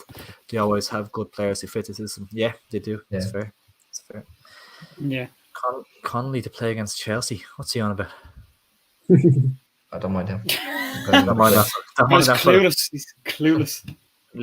Grades 1, Leeds 1. So Liverpool Leeds. Yeah. Just some of the players. I'm not sure if you're going to mention them or not, but Sheffield United obviously confirmed relegation. That's two of our starting players going down to the Championship, in John Egan and Stevens. And McGoldrick. Yeah. But not a great sign. On the other side of it, Kieran Clark picked up. I know he gave away a penalty actually at the weekend. It was slightly harsh. It was a handball, but Newcastle staying up, a bit positive. But seeing two of our starting players go down to the Championship is not ideal. Like. No, it's not. And Stevens probably one of our first names on the team sheet. Like, who else? Who are you going to replace him with? Ryan Manning at this rate? That's probably the only other left back that we have. We could probably Cyrus maybe. 30 now, isn't he, as well? I see a comment here from John saying, "Do Irish players play in many national leagues like in Scotland?" So obviously, with Sheffield United players kind of going back down to the Championship, you'd think it could be a big opportunity for McGrath to kind of, who's obviously playing his trade in St Mirren, to kind of get a run in the national side. Definitely. It depends. Our whole, like, the way Irish managers pick teams hasn't changed on that for a long time. Do you know what I mean? Like, it's players that are actually performing and scoring goals aren't getting called up. Do you know what I mean? It's just strange. Like you have players, these lads are going to go into the Championship and they're still going to get picked anyway. Like, you know what I mean? There's lads in the Championship that don't get game time and they still get picked. But you have players like McGrath, you mentioned, they're scoring goals, like, not getting picked. Yeah, it's just strange. Ennis Stevens is like 30 now, so he's going to be with Sheffield United next season. Do you think there's a chance John Egan gets picked up by like a Norwich or maybe a Premier League side? He seemed like he was the strongest defender out of their back three. He did suffer an injury, like, so I don't know. Was it? Do you remember what the injury was? Like, it was at a ACL or something like that. It was. I know it was a bad one. Like, it wasn't a great injury. Yeah, it was a bad one. He's back. Question, like, but yeah, was he back now? Is he? Yeah. I think he's back now, but yeah, no. I think John Egan potentially is, because you look at that Sheffield United team. There's not many that you pick up as a Premier League side. Maybe a Sander Burge or something like that. But he's still quite young as well. John Egan's up there as one. Ryan Brewster, Jaden Bogle, maybe, I don't know. But, I was surprised. Like, but Bogle's not a bad player. I know Palace were looking at him before. Like, I don't know. Your team's so average. It's so average. Yeah. That's why the Chris Waller did a great job. Like, such a harsh sack. 100%. Chris Waller's a great manager. Yeah, I think it was a second. It was kind of like, it wasn't mutual. Like, was it? I don't think so. No, I think he resigned, didn't he? No. I mean, he might have done, actually. Now that I'm thinking about it, I think he might have done. I think he resigned. Yeah. He resigned. He wanted to resign. He resigned, and then he asked for his money, and Owen was like, "We don't want you to leave." So yeah, it's fair. Because like, if they went back down, like, he's probably their best chance to bring it back up. Like, absolutely, 100%. You touched on Kieran Clark there. Obviously, did secure survival with Newcastle. Well, not secured it, but it's looking very, more or very less like off the line. 35 points. I think now they have. So, looks like Fulham, West Brom, Callum Robinson. You could say as well. Actually, They almost bottled it 2-0 up, and I think he gave away the penalty to make it 2-2. Yeah. But it looks like they're going to stay up now, which is good because I mean Clark seems to be getting a really good run in the team, like, and he hadn't been for a while, and now he's playing almost every week. So definitely one of the first names that we called up, I think, for us for the next year. Anyway, I don't know what age Clark is. He's definitely old enough, but still probably international quality, especially at our level. Like for us, 100%. Yeah, 100%. Callum Robinson and O'Shea, the last two will touch on. Obviously, it looks like they will be going down. West Brom have had a little bit of a revival recently with the win at Chelsea and the win against Southampton. Was it? I think bit of a revival, but it looks a bit little too late for them. And for Robinson, I don't think either. O'Shea might be looked at by Premier League side because he is young. Just as a kind of maybe cover because he can play across the back four. But I think he's also versatile. A year in the championship, another year for O'Shea in the championship mightn't be the worst thing in the world. And I think Robinson probably is a championship player overall as well. At the most, like, I mean, I don't know where the guys picked these goals up from because there's no sign of that really in the Irish games. So like he's going to do something like that.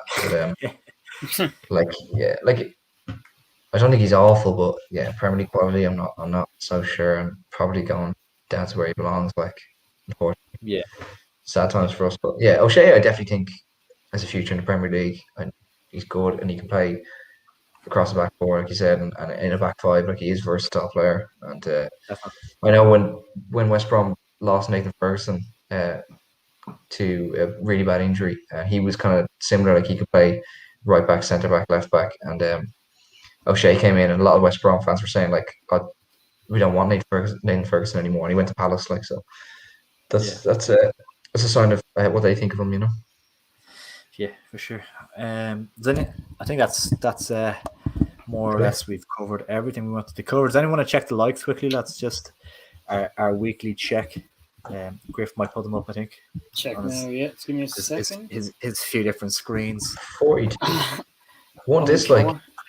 One dislike. Yeah, 40. Yeah. Who was it? Yeah. Reveal yourself. Single man, reveal yourself. 42 likes if you can smash 60 likes, that would be absolutely phenomenal. We want to get to 45 apparently. Wow. We got a few there, did we?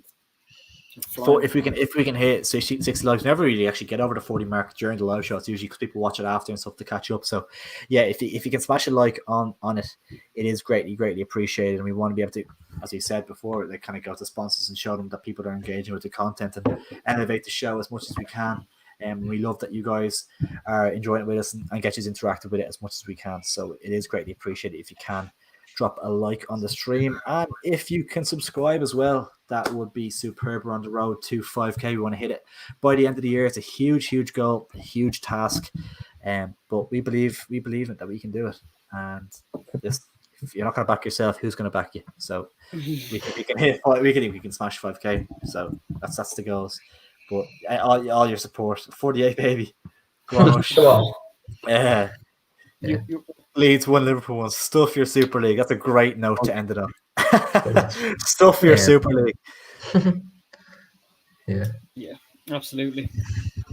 Kroenke out, Glazers out, billionaires out, man, ruining football. Just on that again, we mentioned at the start, like, this is a great opportunity for the league, and obviously most of our fans watching this, like, I presume, are League of Ireland fans. If you have friends, now's the time to just push the League of Ireland a bit more. Like, we obviously want to grow our channel, but more importantly, like, I think we can all say is the league growing is probably the most important thing for us, and it's kind of part of the reason we got involved, because you want to be kind of a relatable channel to people our age and stuff like that. And now's a great opportunity. I think even if you can just say maybe just why don't you watch the Bowls game at the weekend, like the Dublin Derby, like if anything, just give it a go. Why don't you tune in to Cautiously Optimistic every Monday? Why don't you just these lads are doing a great live show, just stick it on Monday. Yeah. And we've got good TikToks there if you want to have a look. Quick TikTok is TikTok flying, is it? Yeah, the one I came back and it got like another 3,000 views or something like that when I was gone. It's on 1,600 likes. Is it? Fucking hell. Yeah, 9,000 views. Jesus. Oh, Yeah. Flying. Flying, Yeah. flying. Robert's on TikTok. Irish. They call me All Tiger the, Media. They don't call me Tiger Media for nothing. Like. Tiger Media, Tiger Ray. But yeah, all you can get all our socials in the links in our description. Liam, Ty, Griff, an absolute pleasure as always. We will see you all next Monday, bang on 8:00. Make it 5 past probably. But yeah, like, share, subscribe, all that beautiful stuff. Top show as usual. Top man, Killian. Appreciate it. Nice one, guys. Catch you in a bit. See you later.